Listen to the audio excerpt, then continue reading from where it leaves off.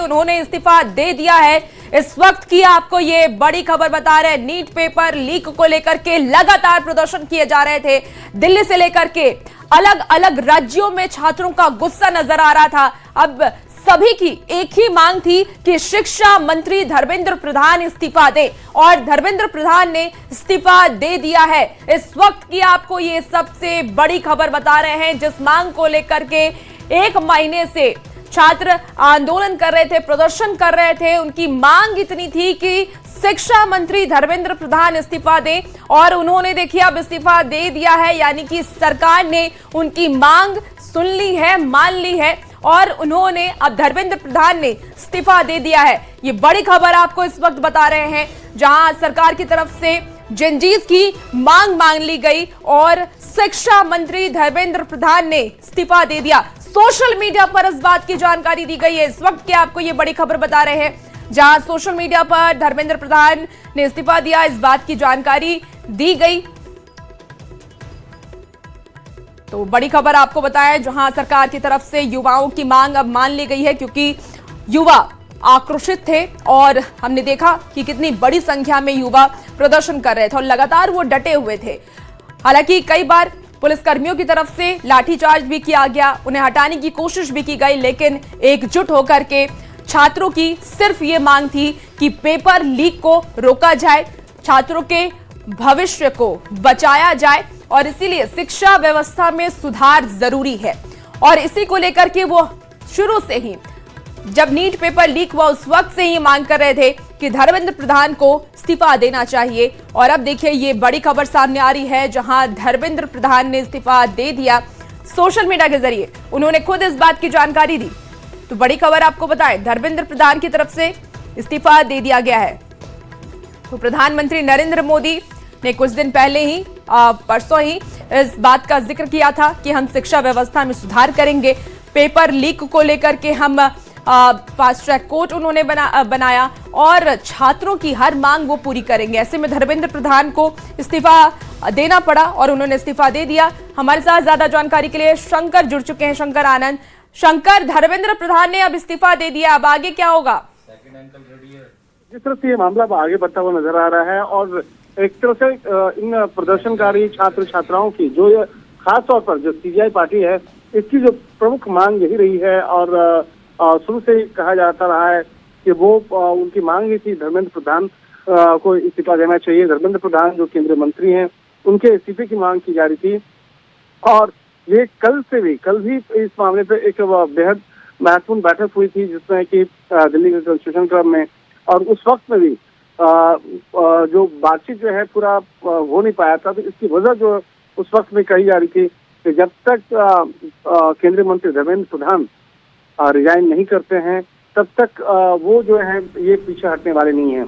एक तरह से कहा जा सकता है, जिस तरह से भी खबरें आई हैं और जिस तरह से भी रिजाइन की जो खबरें आ रही हैं, छन की आ रही है, और खुद अभी धर्मेंद्र प्रधान जो हैं, उन्होंने अपने ट्विटर हैंडल पे इस बात को एक औपचारिक तौर पे उन्होंने डाला है कि मैं पिछले 4 दशकों से छात्र शिक्षा और बिल्कुल शंकर, और वो पोस्ट भी हम अपने दर्शकों को दिखा रहे हैं जो धर्मेंद्र प्रधान की तरफ से किया गया, और उन्होंने इस्तीफे की बात कह दी है। हमारे साथ ब्यूरो चीफ दिवाकर तिवारी जी जुड़े हुए हैं। दिवाकर जी, अब सोशल मीडिया पर खुद इस बात की जानकारी धर्मेंद्र प्रधान ने दी कि वो इस्तीफा दे रहे हैं, छात्रों का सम्मान कर रहे हैं, उनकी मांग का सम्मान कर रहे हैं। क्या लगता है उनके इस्तीफे के बाद अब ये आंदोलन शांत होगा?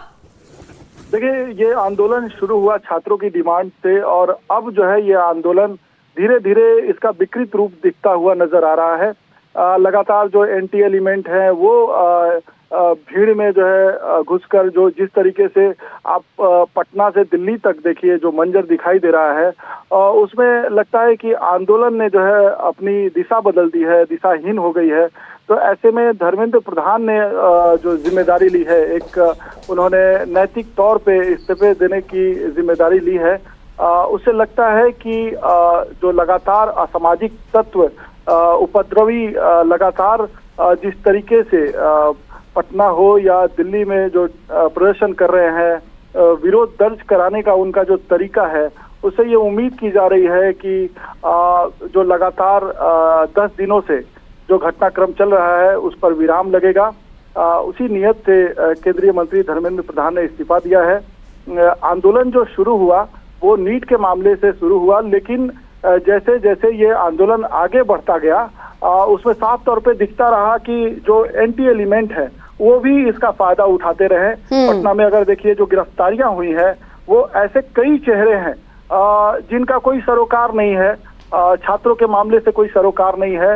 अगर नीट की बात करें तो वो नीट को भी डिफाइन नहीं कर पाएंगे, लेकिन लगातार जो है 10 दिनों से जो हालात बदले हैं और 3-4 दिनों से जो पटना की हालत है, पटना में लगातार आज भी देखिए कहा गया कि छात्रों का जमाव होगा, लेकिन छात्रों की भीड़ में जो एंटी एलिमेंट घुस रहे हैं और जिस तरीके से उत्पात मचा रहे हैं, उपद्रव मचा रहे हैं, जो आंदोलन है वो हिंसक आंदोलन में तब्दील हो गया है।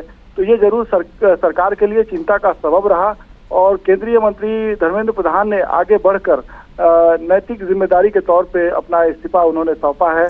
देखने वाली बात होगी कि एक औपचारिकता होती है कि सरकार उस इस्तीफे को स्वीकार करे। सोशल मीडिया पर जानकारी दी है। बिल्कुल दिवाकर जी, चूंकि केंद्रीय शिक्षा मंत्री धर्मेंद्र प्रधान की तरफ से ये इस्तीफा प्रधानमंत्री को भेज दिया गया है और उन्होंने कहा है कि मैं जिम्मेदारी से मुंह नहीं मोड़ता हूं, मैंने युवाओं की आकांक्षा का सम्मान किया है और इस रूप में ये इस्तीफा सामने है।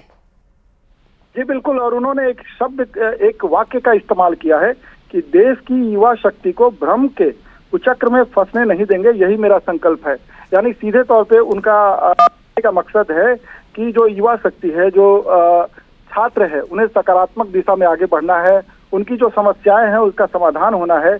लेकिन इस आंदोलन में जो भ्रम की स्थिति बनी है और भ्रम में कुछ जो छात्र हैं, जो एंटी एलिमेंट हैं या जो उपद्रवी हैं, वो जो भीड़ की शक्ल में आते हैं और वो जिस तरीके से जान माल का नुकसान कर रहे हैं, वो जो है सरकार के लिए चिंता का सबब बना है।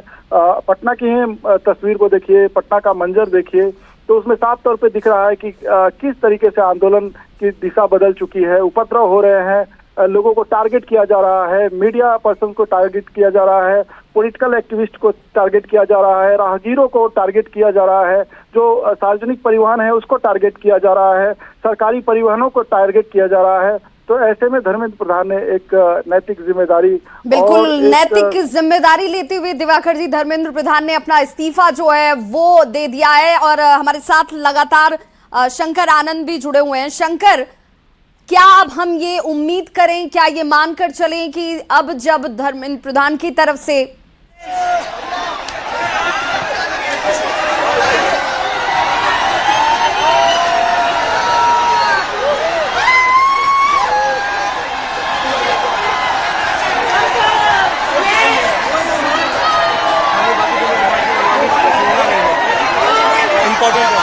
लेकिन भाई यार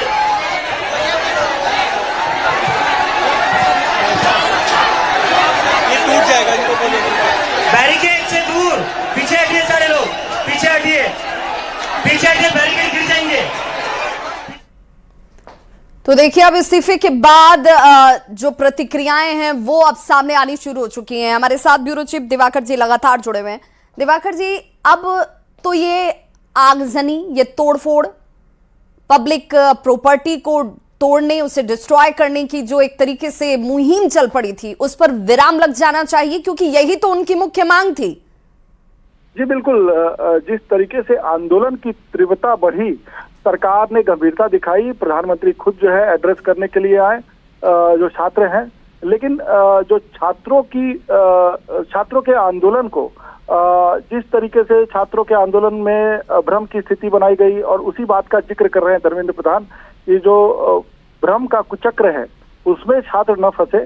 जो छात्र आंदोलन कर रहे हैं उसका हिंसक रूप जो सरकार ने देखा, और जिस तरीके से एंटी एलिमेंट असामाजिक तत्व भी जो है भीड़ में शामिल हुए, और जो तस्वीर दिखाई दी जिसमें सार्वजनिक परिवहनों को टारगेट किया गया, जो सामाजिक कार्यकर्ता हैं उनको टारगेट किया गया, एक खास पार्टी के जो है कार्यकर्ताओं, नेताओं को टारगेट किया गया, जो पुलिस प्रशासन है उनके जवानों को जिस तरीके से टारगेट किया गया, तो उससे कहीं ना कहीं सरकार ने इस बात को गंभीरता से लिया, और गंभीरता से लिया तो धर्मेंद्र प्रधान ने खुद आगे बढ़ के अपना दिवाकर जी हमारे साथ बने रहिए। जरा एक बार फिर से क्या लब्बो लुआब है, क्या पूरा आशय है? धर्मेंद्र प्रधान ने जब इस्तीफा दिया है तो सोशल मीडिया पर उन्होंने क्या लिखा है, जरा वो अपने दर्शकों को एक बार फिर से बता दें। पिछले 10 दिन का घटनाक्रम देखकर मेरा मन दुखी है।